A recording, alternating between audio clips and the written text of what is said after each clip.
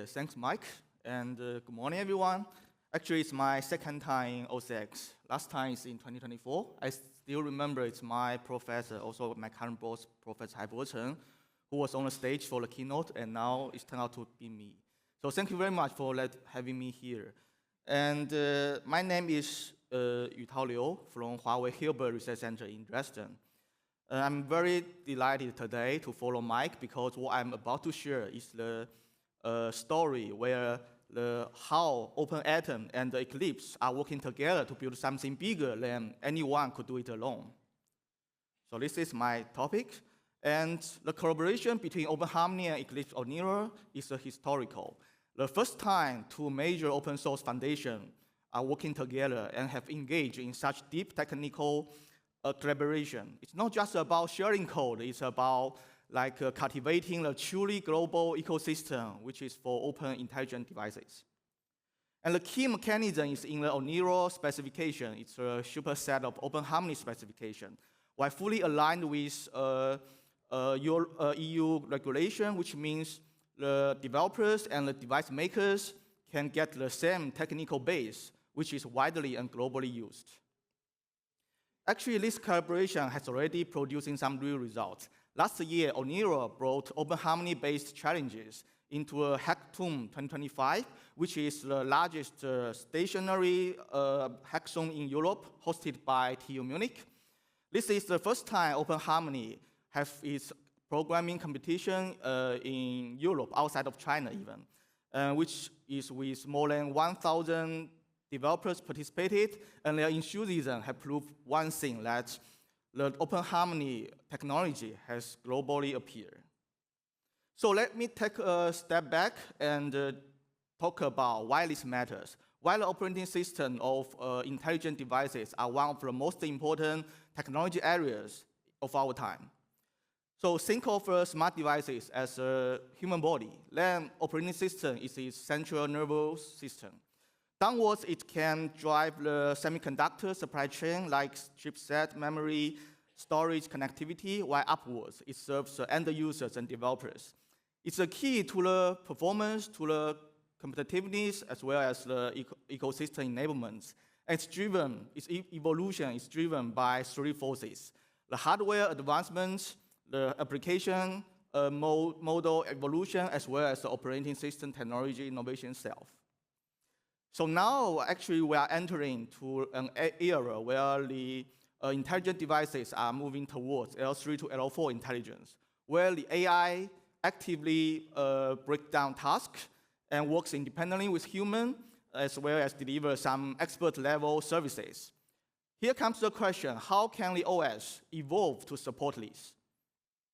And on this path, we find there's four key challenges: the overhead for the AI integration, the performance limitation, and some richer needs for interaction, as well as security and privacy problem. And all of these challenges require rethinking of the OS from the ground up. We see three models on the OS and AI integration. The first is AI as an add-on. This is porting the AI into the operating system. It works, but the overhead may be very high. The second one is LLM as OS, just replacing the current operating system with large language model, which sounds very promising and powerful. However, it breaks the existing software ecosystem, and what's more importantly, it is lacks of deterministic hardware control. And the third one, which is also our choice, is the deep OS AI integration. Try to embedding the models and agents to the OS while preserving the full software compatibility. And this is the path OpenHarmony is taking. So now let me show you how OpenHarmony delivers on this vision. The OpenHarmony is an open source foundation, the OS base for the connected intelligent world. Huawei's Harmony OS built on it for the consumer devices. And the third-party partners create their own distributions for the industry from automotive to healthcare and so on. They share the same base foundation, but they can provide specialized products. And the vision of OpenHarmony is to build a distributed and open source foundation for the fully connected world. It's unified ecosystem, and we hope open source for win-win. And we think there are generally about 5 key architectural characteristics. The decoupled architecture with elastic deployment, which can scale in from the IoT sensors to the powerful devices. And the heterogeneous concurrency with vertical integration, coordinating CPU, GPU, NPU for smooth experience in this post-tomorrow era. And the native security with privacy protection at every layer, and simplify the deployment, which means you can write once and try to deploy across devices. And also, the last but not least is the seamless cross-device transitioning, which means your entire device network can work as one system. So here is a historical view. The feature phone just had everything tightly coupled. The smartphone era, which tried to decouple the application and give us the mobile ecosystem. And now OpenHarmony nowadays try to drive to next leap. The distributed device collaboration, the AI agents, the on-demand application migration, as well as some intelligent integration far beyond the just touch. And also, we have tried to establish some kind of technical steering group, for example, AI agent TSG, which is trying to bring in the industry and academia together to build the OS-level agent infrastructure. Considering like a communication protocol, some orchestration framework, AI agents, as well as some AI agents self-evolution. In parallel, some other PMC, like embodied intelligent PMC, they are tackle the convergence with AI, for AI with the physical worlds. We have investigated in the topic like age inference, like embodied agents and the heterogeneous computing, and the goal of moving the embodied AI into the from the lab demo to the real devices, I think it's ready on the out of box. At the kernel level, we are advancing the concurrency provable. And our team have actually pioneered the formally verified system. For example, the RefFS in OSDI, the AtomFS in SOSP. Also, like our work vSync project, which won a best paper in ASPLUS, the top conference. And all of this work have already contributed to the OpenHarmony with the production-ready libraries, and we encourage every community to try it and join the effort.